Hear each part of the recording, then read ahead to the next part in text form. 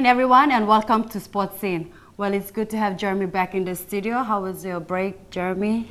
Thanks, Rafaela. My break was okay. Spent a lot of time at home just refreshing myself, getting ready for this year, which of course will be very, very hectic.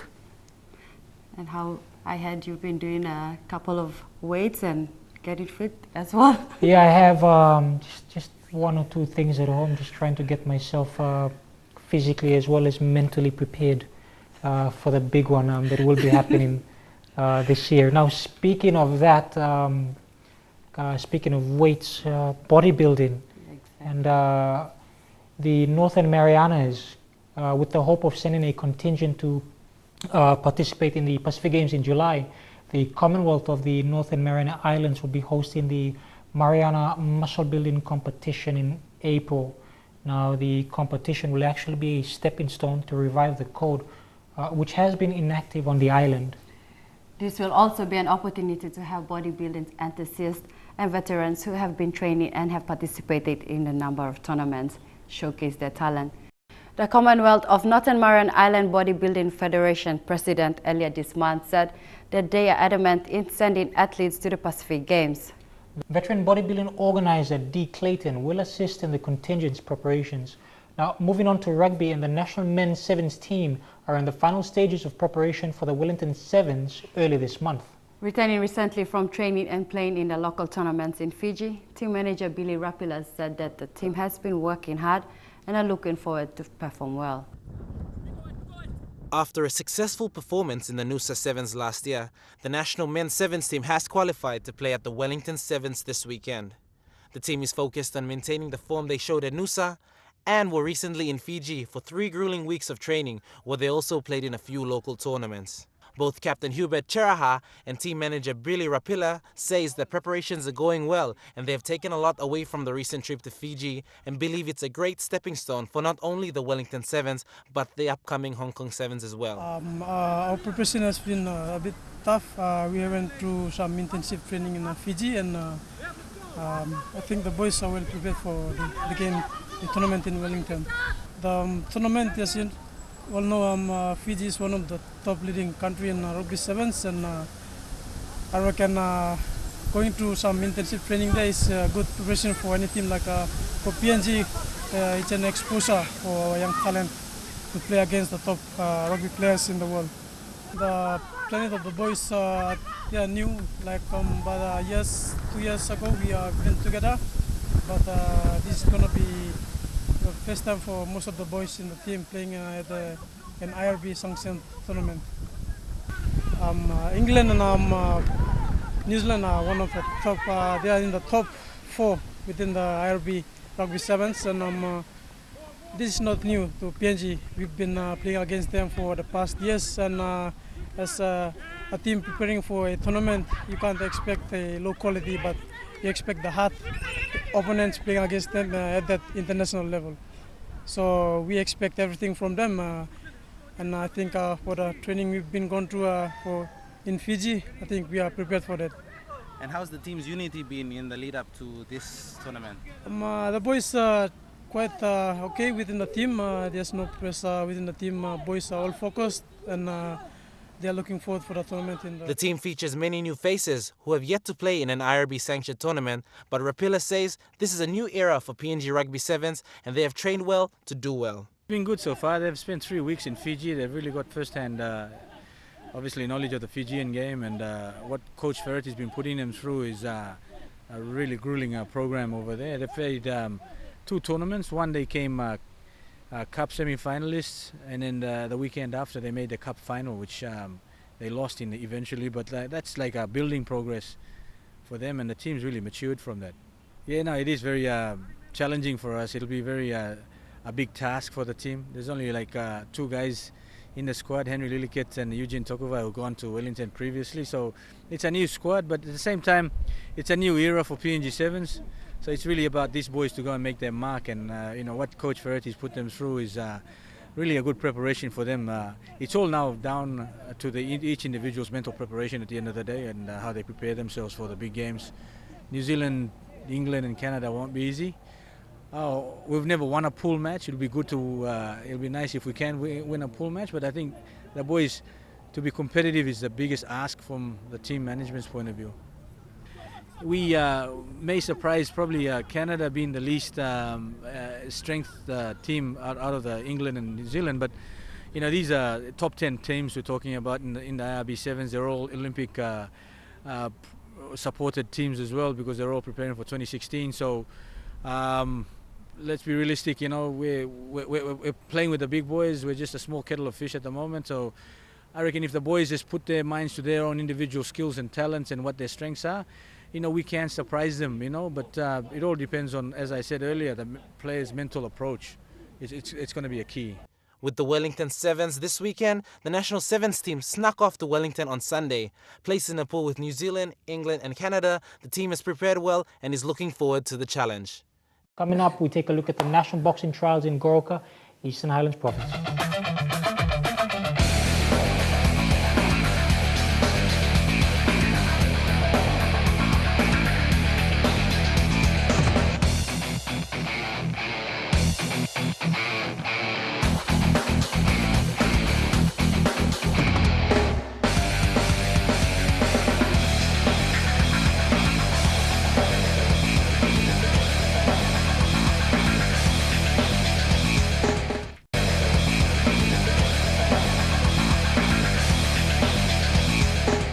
Welcome back. Boxers from 12 different associations around the country were vying for a spot in the national boxing team. Now, from these trials, a team will be selected to train in Tabubil and Australia as part of the preparations for the games. Rafaela, you took part in these trials. Yes, I was up in Goroka and I took part in the trials as well. So this time I had to take up another opponent. Well, she played very well and she gave me a good competition. I managed to finish the rounds, but I was a bit down with conditions, so yeah. Because it is a bit different up in Goroka because of the altitude. Yes, the air is thin there, and I mean most of the boxers were trying to adjust into the weather up in Goroka, and it was a good competition from the boys category. The lightweight to Charlie Kama was there, which is good. A lot of people saw him, you know, finally they've seen him live and meet him in person, and Alan Aisanga was also one of the outstanding boxers. So a lot of the boys did very well, and a lot of new potential boxers have come to try out for the trials. Yeah. Well, Lorraine Genia was in Goroka.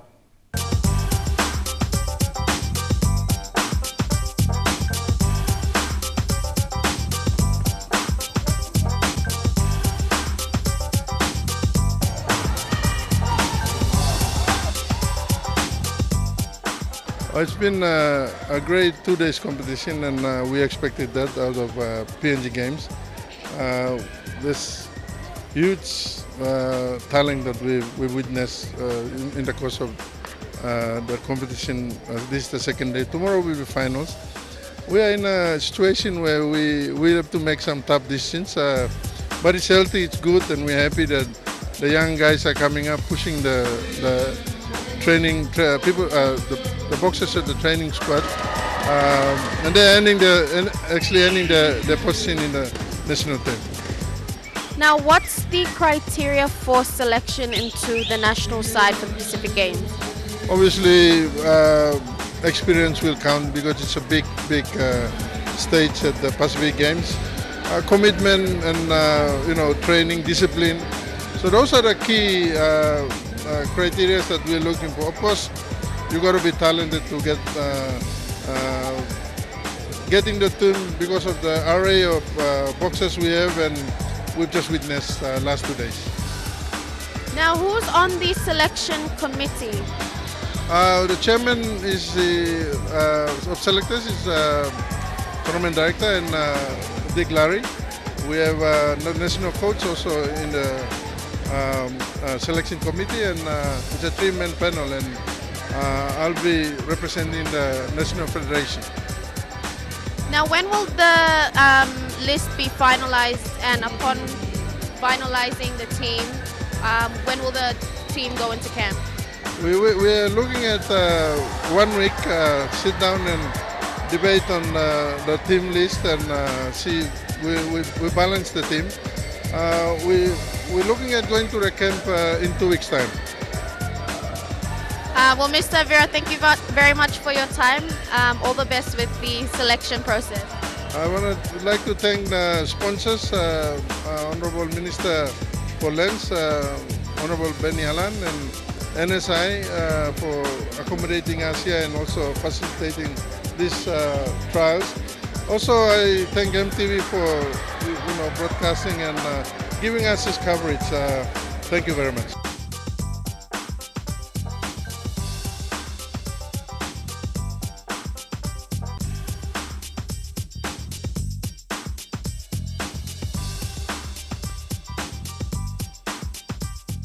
After the break, round 2 of the National Soccer League.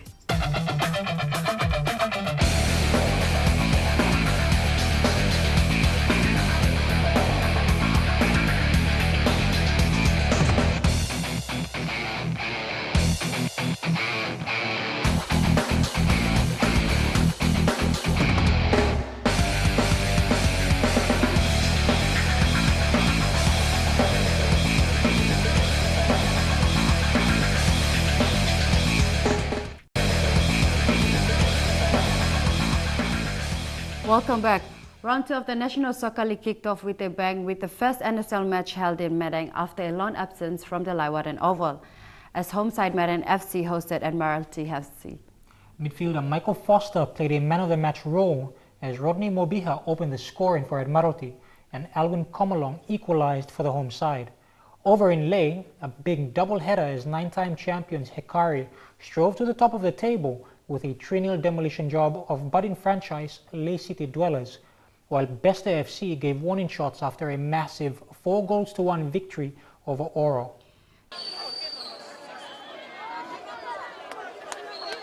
Hekari United FC trumped in Leh to register the first points of the season in round 2 of the National Soccer League doubleheader. Hekari showed their class over a disenchanted Leh City Dwellers, registering the first points of their season with goals from Nicholas Moore in the 14th minute. Tommy Sammy doubled that lead after 21, and Moore again added a third just before half-time. The man of the match was awarded to Emmanuel Simon. For Leh City Dwellers, the match didn't reach any heights as they played most of the game in the hands of Hekari. I think we came with a game plan, but we were a bit disorganized in the first half, and we let them score this goal. We were talking, but we were not. We struggled. But then, when we went in the second half, our duty was to at least score a goal, so that they will give the confidence to the players. And anyway, we had I think had a lot of goal chances. I was very, very pleased with the performance of the second half because I think we controlled almost, let's say, 80% of the game. We controlled this game, but the chance of scoring goals, we had about definite 5 goals. If we could have scored that goal, I think it will, boost the morale to score some more goals. But for a new team, and there are players who have never been played in the National Soccer League, and to play a champion like this is, I think, it's a bonus for us to learn from them. I think as we go, we will get better, and hopefully, it would be a different game in the second round. Hekari captain David Muta was impressed with his own team. It's a really good game. Well, I give the credit to the Hekari boys and as well to the LCD boys. Nice game. First half was really good for us. It was really good game, but then second half was really hard because they came really aggressive and they were really hungry to score the goal, and they put a lot of pressure on us. But the boys played really well, really hard. We really played really well to defend them. But it was a really good match and really hard game today. The same sentiments were shared by coach Jerry Allen. They played very well, especially in the second half. But we kill him game in the first half. We put him all off guard, and we use more chances from side and inside. But second half, all come strongly again. All him play up, but we play 3-0 up. We head off to our final break, and on the other side, PNG Rugby League and the PNG Billiards trophy presentation.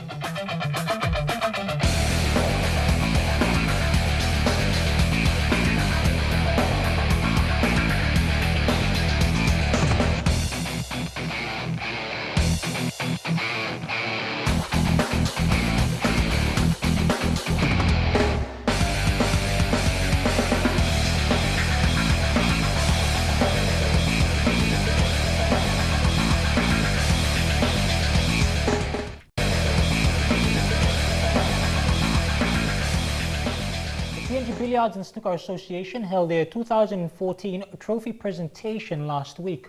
Marcus Nguyen took out the top award of Player of the Year, as well as a number of other awards, including the Port Moresby Open Champion and player with the highest breaks of 49, highest break of 69, and runner-up in the PNG men's titles.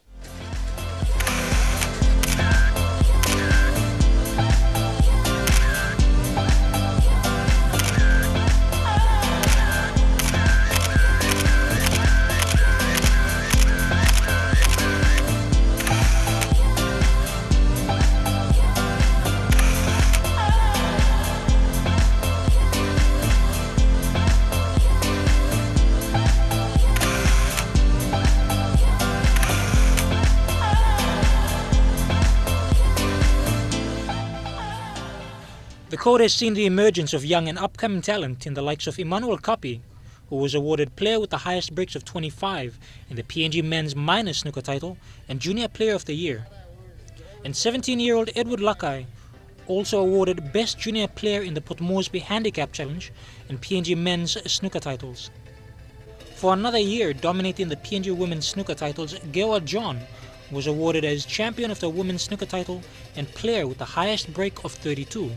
And for the first time, a PNG referee was invited by the International Billiards and Snooker Federation to observe and officiate at the World Snooker Titles in Bangalore, India. The 20 days of competition saw 225 players from 44 countries compete in the men's, women's and masters world title.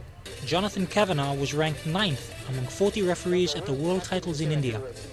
Going over to India representing Papua New Guinea, first time for PNG at the IBSF World Championships. It was quite an experience for me. Hoping I could represent Papua New Guinea if I get the chance again. With limited space for hosting weekend games, the Dragons have become the new home of snooker in Port Moresby. Despite snooker and pool not being one of the codes to compete in the Pacific Games, Minister for Sports Justin Chichenko assured the billiards and snooker fraternity that they would be able to use the facilities once the games are complete. And I look forward to the PNG Snooker and Billiards Association to take forward the facilities that we have got, and also so we can host some big events as well when it comes to snooker and billiards in our country.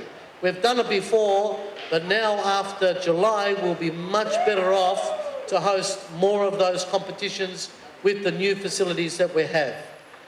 As the Sports Minister, I want to say to the administration and management of the PNG Billiards and Snooker Association that you have my full support, and we look forward in working with you in developing billiards and snooker in Papua New Guinea. Congratulations everybody, all the best. Securing sponsorship has also been a major part of sports development in any code. And the PNG BSA had the support of Pacific MMI, BSP and Digital PNG, as well as Laman Hotels and Dragon's Den to sponsor respective titles and competitions, as well as host venues. Whitehaven Brothers have reached the top of the whole off-season rugby league tournament after round 8 of the competition. The brothers side from Gerahu lead the A grade with 11 points, followed closely by Hawks2 Dumpers in second, as rivals FH Lauma took on the CB Panthers in a tight 8-4 victory. Funeral Home Laumas were 4 places ahead of their opponents in blue. Both sides were hoping that victory would see them move further up the table as the mid-season ended. But the Pythons were not about to let slip and fought hard to keep the Laumas from scoring. The Laumas, however, had good form recently, notching up 2 wins and a draw in their previous 3 outings.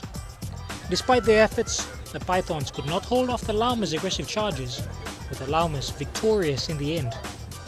Acting President Louis Sineng said a lot of good rugby league was being played and he is hoping for a successful end to the season in March. That's right. Whitehaven is leading on the top of the table with 11 points right at the moment, commencing round 8. So probably these are the teams that are more committed towards rugby league. So as far as management of the competition, we just want to promote rugby league fairly.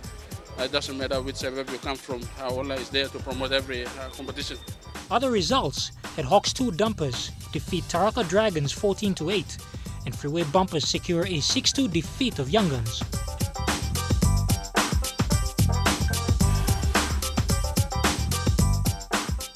For more updates, go on to EMTV Online and on Facebook. We also have the EMTV app, which you can download off of Google Play Store. Follow Scholar every Thursday night on Hotspot, and for all your latest information on the Pacific Games, tune in on Wednesday evenings for Road to Port Moresby 2015 with Lauren Guinea. That's it from us here on Sports Scene. You have a great working week. Good night.